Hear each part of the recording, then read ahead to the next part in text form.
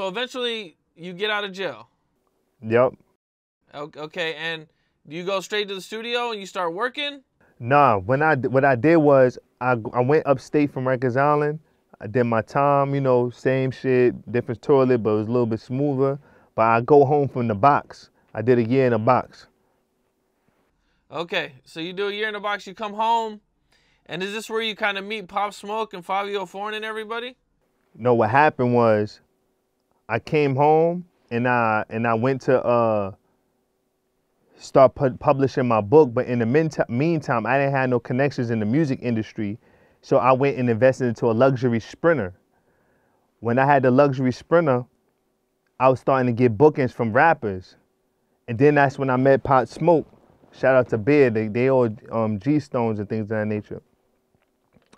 At this time, we already converted to A-Trays. We already got all the front lines. We A-Tray now. Everybody's A-Tray because everybody got cleaned up. So we still was under the gangster card.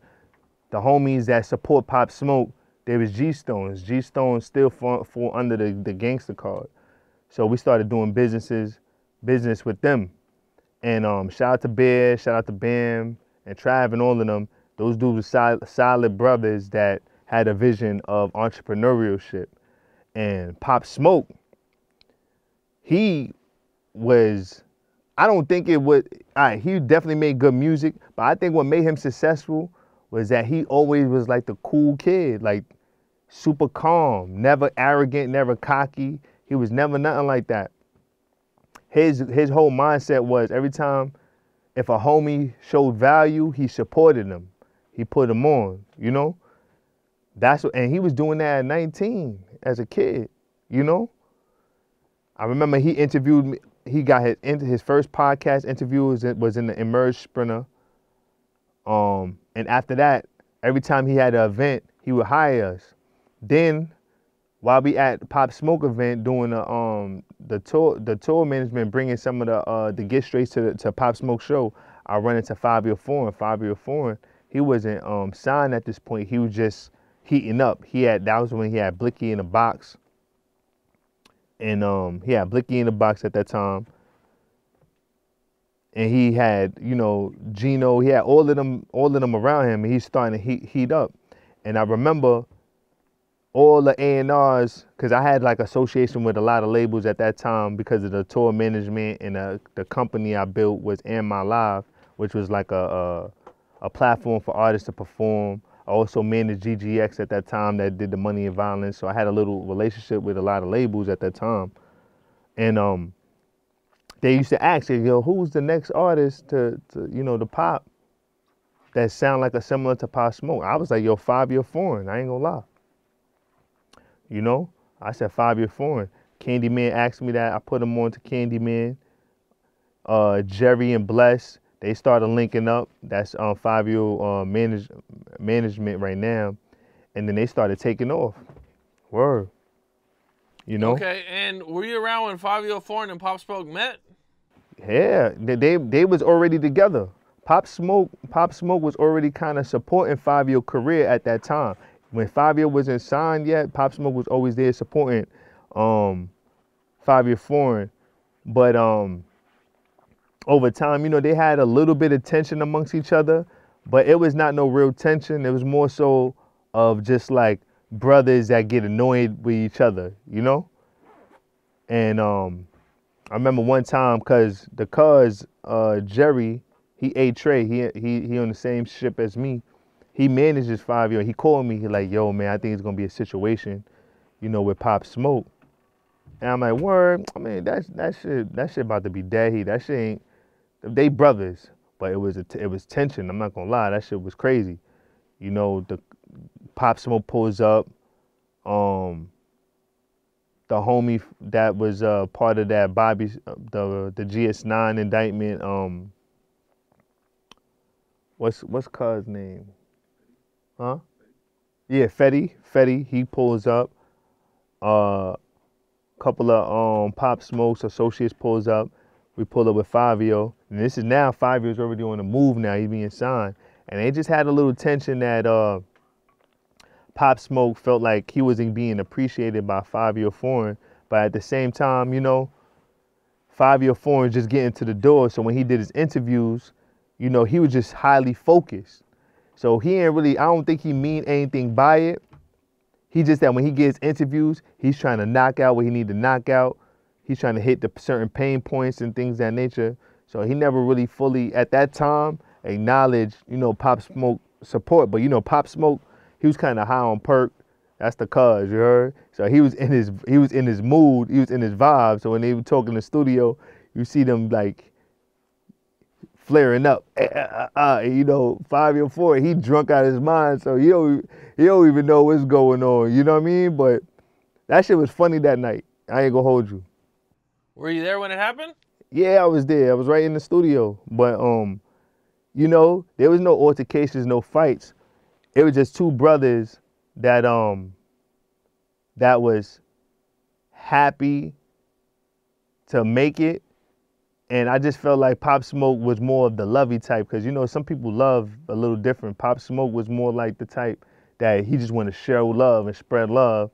Fabio is like that too, but Fabio was just in the stage of his transition where he's more so, I'm just trying to focus and not fuck up.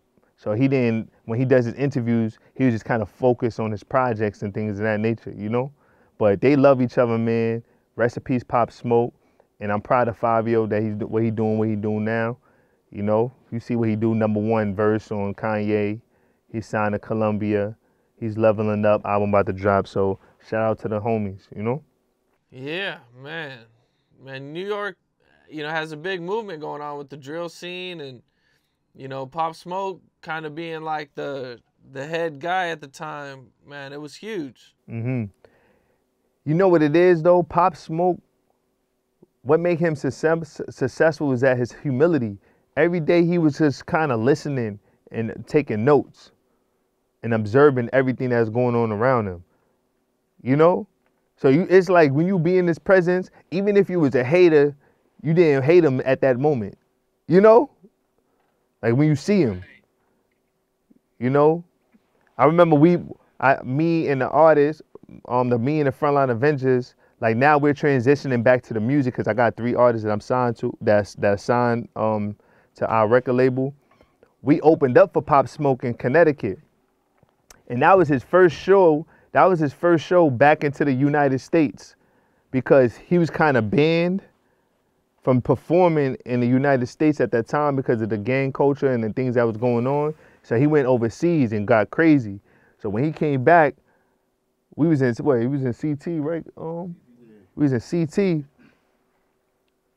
We opened up. I mean, of course, I ain't gonna lie. The Frontline Avengers, when we perform, we tore that shit up. We brought the homies, we deep and shit like that. But we was just still considered like new artists, even though we did a good show. We sold a bunch of tickets on our own platform. When he came out, the love was different. Like it felt like the stadium was shaking, you know? And he always conveyed that. Him and his brother was doing the woo walk. He made that shit viral. You know what I mean? Yeah, Pop Smoke is definitely a legend, man. Shout out to rest in peace to the homie. Word. Yeah, definitely rest in peace, Pop Smoke, man. You know, one thing I noticed about Pop Smoke is, you know, all artists after they die, you know, they get a pretty good following. But it seemed like when he died, you know, he got like extra, more than normal, more than what I normally see, man. And I think a lot of people just kind of learned about Pop Smoke for the first time when he died. Unfortunately, they didn't really, you know, get to experience Pop Smoke as much as, you know, some other artists. You know what it is? I think he was way too young. I mean, I think the youngest rapper that died, I think they was in Chicago. You know, but he was actually on. He's like 20 years old. He's not barely a man.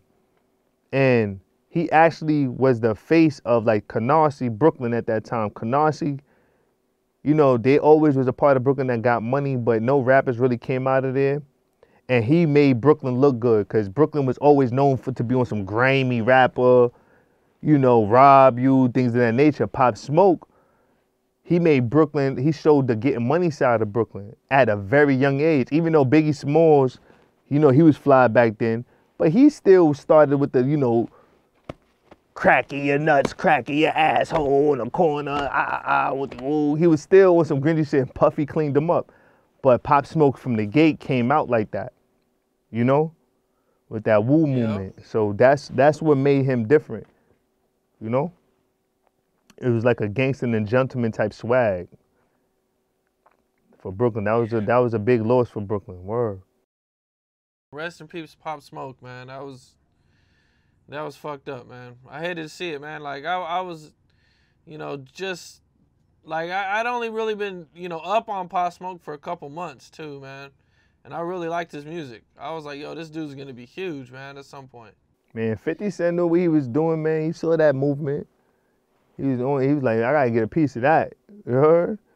He was like, I gotta get a piece. Let me get that. I'm producing that for free. I gotta get, you know. So he had to get on that. Like, it was an honor though. He definitely had the streets on lock, you know. And it was fast. I think that was like a year and a half, right? Like it was only like a year and a half. I didn't see an artist develop on that level and magnitude, you know, in such a fast pace. Like he was worldwide. He wasn't like when he didn't get shows in America, he was in Europe going crazy, going viral. You know what I'm saying? So shout out to Cuz. You know what I'm saying? Yeah, definitely. Shout out Pop Smoke, man.